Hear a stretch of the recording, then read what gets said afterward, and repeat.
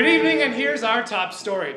President Obama told 60 Minutes that the Bin Laden raid was the longest 40 minutes of his life, if you don't count any conversations he's had with Joe Biden. Arnold Schwarzenegger and Maria Shriver announced on Monday that they are separating. Commented Schwarzenegger. Yeah, well, I may have played Mr. Freeze in the Batman movie, but Maria played Mrs. Freeze in the bedroom. Am I right? I mean, it's like doing Skeletor. Look at her! Look at that! She doesn't look like that now! When I got that, I was like, look what I'm hitting, and now it's like, oh. During the raid that killed Osama bin Laden, U.S. forces discovered the al-Qaeda leader's personal handwritten diary. Bin Laden wrote about his hopes of attacking infidels, to establish a worldwide Muslim state, and to be a ballerina. U.S. forces also discovered a large quantity of pornography in bin Laden's hideout. Americans everywhere are demanding that President Obama release the pictures. Before his death, Osama bin Laden was able to send emails to other members of al-Qaeda without being detected by the U.S. government. He did this by using Hotmail. A new video from Muammar Gaddafi suggests that the Libyan leader may have been staying in the same hotel as many Western journalists without being discovered. Commented Anderson Cooper.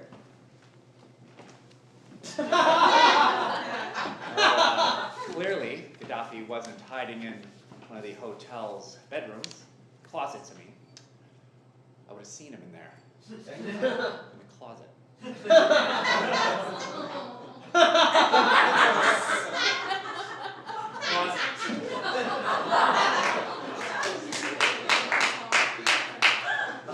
According to a profile in the New York Times, Newt Gingrich's third wife, CALLISTA, will be a central part in his presidential campaign. Added Gingrich. Yes, of course, CALLISTA will have a very important role in my campaign. Until I dump her for my fourth wife. Then my fourth wife is going to have a huge role in my campaign. Until I dump her for my fifth wife. And then my fifth wife is going to have a really big role in my campaign. And then for my sixth wife.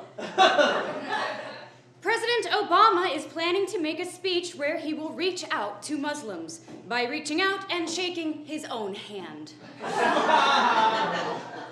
And now, where the hard news meets Hollywood, here with the entertainment news is our own Cosmo Cahuenga. You're welcome! You're welcome! You're all so welcome! Kate Hudson's movie Something Borrowed opened last weekend at number 4. The thing borrowed, the plot to every other Kate Hudson movie.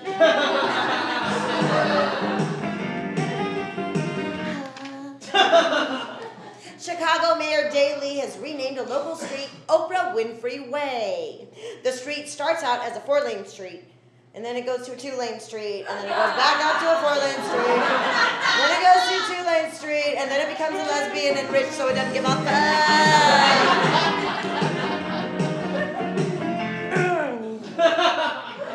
The permits necessary for Jersey Shore to suit its upcoming season in Italy has been yanked by local officials, which makes the permit the least disgusting thing to be yanked on the Jersey Shore. This way, okay. And finally, during a concert Monday night in the Philippines, Justin Bieber had to stop several times to vomit. And so did the audience. You're welcome. You're welcome.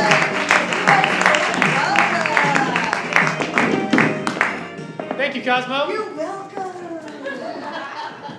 Doctors say that Mary Tyler Moore is recovering well from surgery Thursday to remove a benign tumor from her skull. Added her doctor. We do have good news, Mary Tyler Moore fans. She's gonna make it after all.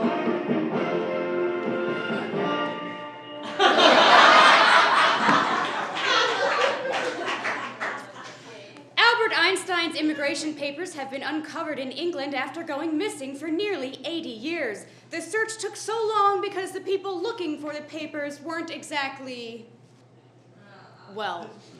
What? Einstein. Oh, yeah, Einstein. I thought you had a thing in your Yeah, you're throat. so cute. Ow. A new book says that people who were outcasts in high school are more likely to be successful as adults. The book would have upset people who are popular in school if they could read.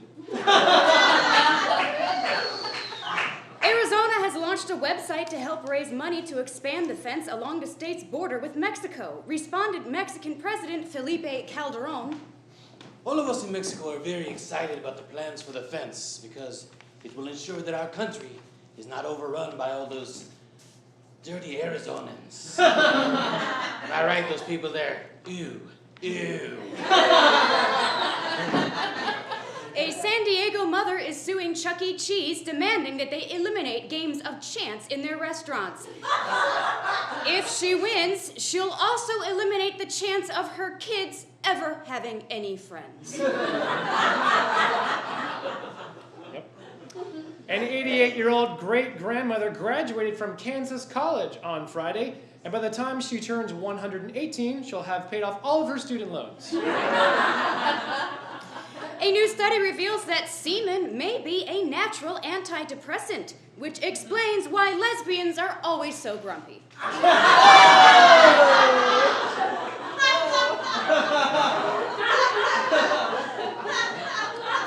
It's science. And now, with an in-depth look at one of the week's big stories, is the segment that's twice as important as AC 360. It's Philip Wilburn and TSW 720. Thank you. Right away. Over a decade of hibernation, the South's 13-year cicada have emerged from their underground layers to serenade the summer with their famous buzz. Here now, back from the year 1998, is Jerry, the 13-year cicada. Wow! Oh man, Philip, it's the future! Hot damn! Wow, Jerry. Jerry, thank you for being here. Thank you for being here. You've been hibernating now for years. How does it feel to be in 2011? I'll tell you what, Philip, 2011 is the bomb! Woo! I'll tell you, I'm very excited to be alive during a time when I'm not afraid to get hit by cars because all the cars have been eradicated thanks to your improved mass transit system. Woo! Hot damn! When's the next train leave for Santa Monica? Who wants to go? Who wants to go? Jerry, there's no train to Santa Monica. I mean, we still drive cars. Practically everyone in America has a car, Jerry. Wait. You mean you ain't fixed that yet? Oh, come on, man. Come on, man. The infrastructure was becoming an issue back in 98. What the hell y'all been doing? Come on. We've been making a stronger country there, Jerry. Oh, I see. You've been taking the power back from the Middle East. All right, I got you, man. You took the power back from the Middle East by I get it, by implementing homegrown clean energy here to power your entire fleet of electric cars. Woo! Hot damn, I love the future. Jerry. Oh, man, you take that, Saudis. Okay. 2011's off the chain. Jerry, I'm sorry to tell you, we're still very much dependent upon foreign oil. What? Yeah. Until we can break free from the powerful oil and coal lobbies, we just have to, clean energy is just on the back burner. What? Even here in 2011. Oh, fuck. Right out loud, man. I mean, it's like you guys ain't done nothing in 13 years here in America. You know them guys, they fund terrorism, right? You know that. I do. Oh, man. It's like you guys ain't done nothing. What you gonna tell me next? That you ain't caught that fella who's behind the 1998 embassy bombings in Tanzania and Kenya? Oh, you mean Osama bin Laden? Yeah, that fella. Oh, yeah, we caught him a long time ago. Woo. Yeah. Woo. I tell you what, it's a good thing, too. That boy looked like he had trouble written all over him. Glad you got him before he got up to anything else. Yeah. Yeah, well, we got it. Oh, well, good. Whew. That's a big relief off my shoulders. I tell you what I'm going to do next. I'm going to cash in my massive 401k, and I'm going to buy a mansion. Jerry. You ever been to the Hamptons, Phil? Hey, Jerry, there was a recession. You know what? Jerry the Cicada, everybody! I'm going to go to a Michael Jackson concert. Woo!